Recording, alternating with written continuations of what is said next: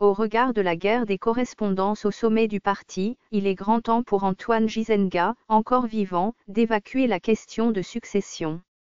Ça vole bas et même trop bas, au parti Lumimbiste unifié.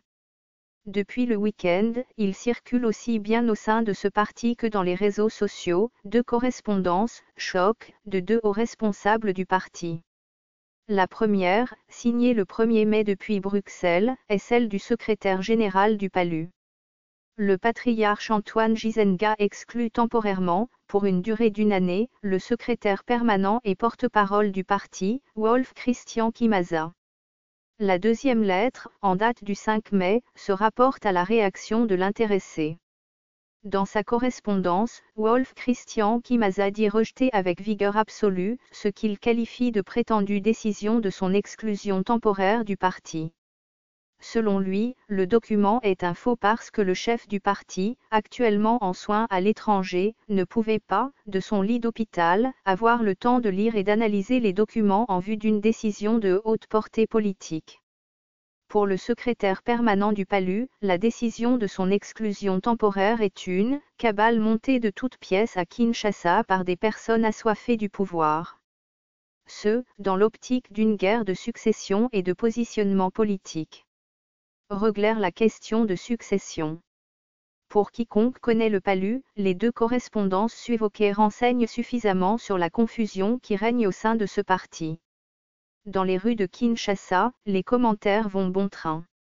Jusqu'où irait la crise? Où va donc le PALU? La question vaut son pesant d'or. Vu des analystes, il est grand temps pour le secrétaire général du PALU, encore vivant, d'évacuer la question de succession au sein du parti. Le PALU étant un patrimoine national à l'image de son cofondateur, ne doit pas être sacrifié sur l'autel des querelles intestines. Bien au contraire. Compte tenu de la situation actuelle, la sagesse conseille au patriarche Antoine Gizenga de faire en sorte que le PALU survive à son décès que nul ne saurait souhaiter. Sans doute, d'aucuns diraient que la question de succession ne pourrait se poser au sein du PALU, parce que déjà réglée par les textes statutaires du parti. Malgré cela, des voix s'élèvent de plus en plus pour dire que le chef du parti doit tirer les choses au clair, tant qu'il est encore en vie.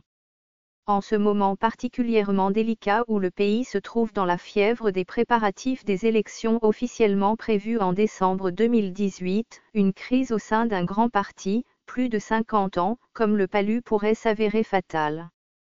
Et même compromettre l'avenir politique d'une formation politique à idéologie sans équivoque. Forum des A publié ci-dessous en fac-similé, les deux correspondances. Ce fichier audio a été créé par Panopre-T Basic, vous pouvez le télécharger sur www.panopre-t.com.